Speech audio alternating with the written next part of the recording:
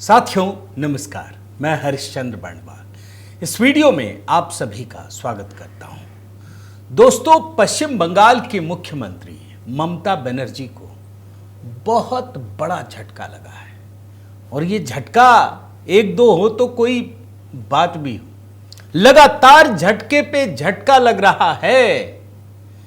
अब देखिए, 25,000 शिक्षकों की भर्ती वाले मामले में झटका लगा।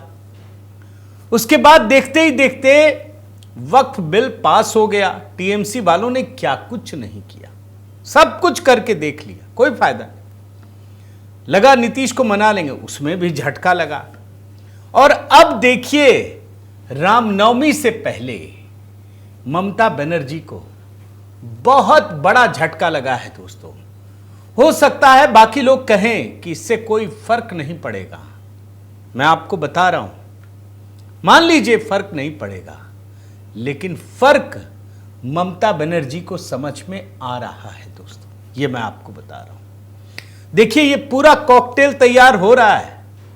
अगले साल पश्चिम बंगाल में चुनाव है और आप जानते हैं कि ममता बनर्जी भगवान राम के नाम से, खास करके राम, जय सिया राम, जय श्री राम, जो भी है, इस उद्घोष से वो किस तरीके से घबराती हैं, ये वीडियो भी आप देख चुके हैं।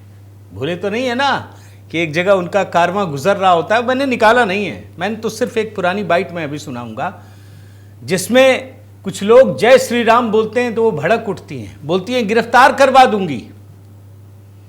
तो भगवान राम के नाम से, उसके उद्घोष से उन्हें परेशानी होती है। और देखिए, ये सब कुछ रामनवमी के एक दिन पहले हो रहा है। यह आसान नहीं है दोस्तों। देखिए, समय पश्चिम बंगाल में बड़ा धीरे धीरे बदलता है और अब तो हाई कोर्ट ने जो फरमान सुनाया वो ममता सरकार के लिए एक बहुत बड़ा झटका है। इधर हाई कोर्ट का फरमान और उधर पश्चिम बंगाल की आम जनता, और कहां कहां पर क्या कुछ हो रहा है ये भी देखना चाहिए। दोस्तों, कभी कभी हमें लगता है कि देखो, मोदी जी ने सब कुछ कर लिया लेकिन ये नहीं कर पाए। पहले कहां बोलते थे, याद है आपको, दिल्ली में, कि सब जगह जीत जाते हैं, ये दिल्ली क्यों नहीं जीत पाते? जीते ना भैया। कहां है केजरीवाल, कहां है उनकी पार्टी? गायब हो गई। अरे भैया, ऐसा ही त्रिपुरा में हुआ, असम में हुआ, पश्चिम बंगाल में भी होगा। दोस्तों, आप लिख लीजिए, उड़ीसा में हुआ। मैं आज आपको पश्चिम बंगाल की एक कहानी रामनवमी से जुड़ी हुई दिखाना चाहता हूं, क्या कुछ हो रहा है। और हां, जादवपुर यूनिवर्सिटी, उसकी भी कहानी आपको मैं अभी दिखाऊंगा। आप सबको प्रणाम करता हूं। जय सिया राम, हर हर महादेव। इसी उद्घोष के साथ शुरू कीजिए दोस्तों इस वीडियो को। मैं चाहता हूं जय सिया राम आप सब लिखिए इस कमेंट में, और अपना जो समर्थन है वो मुझे इस वीडियो के लिए दीजिए। मैं आपको सबसे पहले हाई कोर्ट के फरमान से पहले दोस्तों जरा जादवपुर यूनिवर्सिटी लेकर के चलता हूं, लेकिन उससे भी पहले एक पुराना बयान सुनाता हूं 2023 का। ये 2025 चल रहा, अगले साल चुनाव है, याद रखिएगा। रामनवमी से ठीक पहले ममता बनर्जी धमकी देती हैं लोगों को कि अभी रमजान चल रहा है, रोजा चल रहा है, अगर एक भी मुस्लिम इलाके में हमला हुआ तो छोड़ूंगी नहीं, मुझे रामनवमी से दिक्कत नहीं है। मैं आपको उस बयान को सुनाता हूं क्योंकि इन्होंने ही अभी महाकुंभ को मृत्यु कुंभ, रामनवमी मनाने वाले को दंगाई भी कहा है। तो जरा पहले इस बयान से ही शुरू किया जाए, जरा सुनिए ना। রামনবমীর মিছিল আটকাবো না, কিন্তু মনে রাখো মিছিল আমরাও করবে, তোমরাও করবে। রমজান মাসও চলছে, রোজার মাসও চলছে। একটা মুসলিম এরিয়ায় গিয়ে হামলা করলে তার বিরুদ্ধে আইনত পদক্ষেপ নেবে। ये जो प्रवृत्ति है ना दोस्तों, सुन लिया ना आपने। मैं ये बंगला में था, मैं हिंदी में फिर पढ़ देता हूं। मुझे रामनवमी से कोई दिक्कत नहीं है, लेकिन सभी के त्योहार चल रहे हैं, रमजान चल रहा है, रोजा चल रहा है, ऐसे में एक भी मुस्लिम इलाके में हमला हुआ तो उसे छोड़ूंगी नहीं।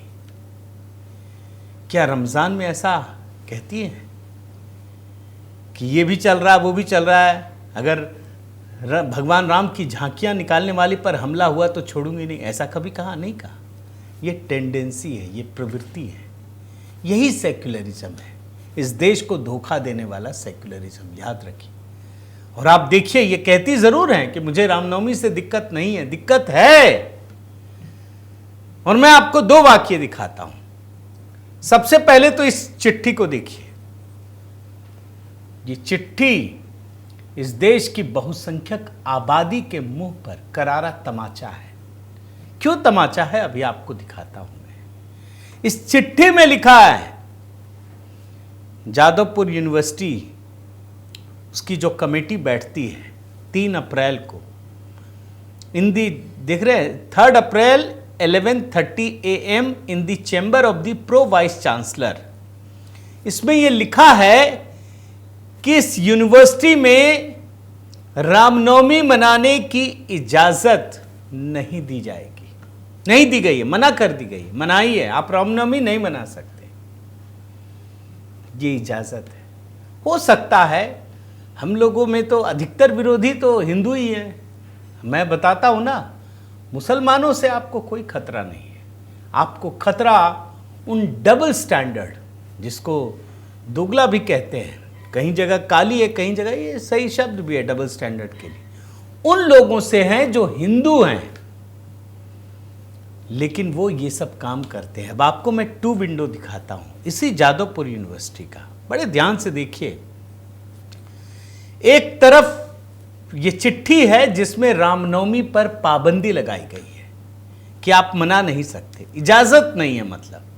और दूसरी तस्वीर में बड़े ध्यान से देखिए, इसी यूनिवर्सिटी में बाकायदा बहुत ही जोर शोर के साथ इफ्तार की दावत दी गई, पूरे रस्मों रिवाज के साथ, जो भी इस्लामिक रिवाज होते हैं उसके साथ इफ्तार की भव्य पार्टी दी गई। यह है असली डबल स्टैंडर्ड, और यह बंगाल में हो रहा है। आप समझिए, वहां हिंदू त्योहार मनाएंगे तो आपको बहुत सारे कष्ट झेलने पड़ेंगे, और तब जाकर, अब तो रामनवमी में जादवपुर यूनिवर्सिटी के विद्यार्थियों ने मोर्चा संभाला है, वो पहुंचे, उनको भी बात समझ में आई कि भाई यहां अगर इफ्तार पार्टी इस तरीके से हो सकती है तो हमारी रामनवमी क्यों नहीं हो सकती है। क्या इस बहुसंख्यक, हिंदू बहुसंख्यक देश में हिंदू अपना पर्व नहीं मना सकते? यह है उसका उदाहरण। और बाकायदा ये लोग अनुमति मांगने गए, वाइस चांसलर के ऑफिस में मीटिंग हुई, और रामनवमी समारोह के जो आयोजक है उनका कहना है कि जब यूनिवर्सिटी में ईद का त्योहार मनाया जाता है, इफ्तार की दावत दी जाती है, तो रामनवमी उत्सव क्यों नहीं मनाया जा सकता। आप देखिए, दोगलापन समझिए। आपको लगता है ना कि अरे सेकुलरिज्म के नाम पर कैसे चुप कराया जाता है, ये देखिए। मैं आपको बार बार सुनाता हूं, एक सुधांशु जी ने किसी जगह कहा था ना कि 2014 से पहले ये देश आंशिक रूप से इस्लामिक राष्ट्र था, उसकी झलक दिखा रहा हूं आपको। बड़ी बेशर्मी से होता। और विश्वविद्यालय ने क्या दलीलें दी, आप सुनिए। पहला ये कि यूनिवर्सिटी कैंपस में रामनवमी मनाने की परंपरा नहीं रही है, हम नहीं देंगे, परंपरा नहीं है तो हम नहीं देंगे। दूसरा तर्क दिया है कि यूनिवर्सिटी में वीसी नहीं है तो हम नई परंपरा कैसे शुरू कर दें। दोनों याद रखिएगा कि परंपरा नहीं है तो हम कैसे देंगे। कैसे ये लोग गढ़ते हैं वो भी मैं आपको दिखाऊंगा। अभी दूसरी घटना में यही बताऊंगा आपको कि परंपरा नहीं है मनाने की तो हम कैसे मनाने दें। जरा इसी खबर को कंक्लूड करता हूं, फिर दूसरी खबर बंगाल वाली जोड़ता हूं जो हाई कोर्ट से जुड़ी है। आपको जादवपुर यूनिवर्सिटी का वो इफ्तार का वीडियो तो दिखाई देता हूं, जरा देख लीजिए ना, किस भव्य तरीके से, किस तरीके से इफ्तार पार्टी हुई। आप सोच ही नहीं सकते भाई, ये यूनिवर्सिटी है या कोई धार्मिक स्थल है। ये यूनिवर्सिटी का कैंपस है, ये जो सोशल मीडिया में लोग लगा रहे हैं, दिखा रहे हैं, बता रहे हैं। मुस्लिम बड़े गर्व से दिखा रहे हैं, लेकिन हिंदुओं के लिए अंदर ही अंदर एक बेचैनी है कि आप मना सकते हैं तो हम क्यों नहीं मना सकते भाई। और मैं जरा जादवपुर यूनिवर्सिटी के बारे में बताता हूं दोस्तों। यह दरअसल वामपंथियों की राजनीति का केंद्र रहा है। जैसे जेएनयू है ना, यहां हिंदू धर्म को गाली दो, कुचल दो, देवी देवताओं की अश्लील तस्वीरें बनाओ। यहां भी मैंने देखा कई पोस्टर, वो सब मैंने निकाला नहीं। और आप कल्पना नहीं कर सकते इस यूनिवर्सिटी के बारे में कि पिछले महीने इसी राज्य के शिक्षा मंत्री ब्रत्य बसु, ये तो पूरा लेफ्ट और टीएमसी एक ही थाली के हैं, एक ही सिक्के के दो पहलू हैं। तो जब ये गए तो परिसर में छात्रों का एक बड़ा विरोध प्रदर्शन हुआ। पता चला उनको मारा पीटा भी, गाड़ी में तोड़ फोड़ भी की। ये यूनिवर्सिटी का क्या हाल है आप समझ लीजिए। अब मैं दूसरी खबर पे आता हूं, जो मैंने रामनवमी का कहा। अभी क्या जादवपुर यूनिवर्सिटी में कहा कि मनाने की परंपरा नहीं रही है, तो हम कैसे दे दें। हावड़ा में पिछले कई दशकों से रामनवमी का जुलूस निकलता है। बंगाल सरकार की पुलिस ने इजाजत नहीं थी। दशकों की परंपरा, चलिए यहां परंपरा नहीं थी, यहां तो परंपरा थी। हावड़ा में पता है क्या तर्क दिया गया कि पिछले साल दंगा हो गया था इस इलाके में, तो हम नहीं देंगे।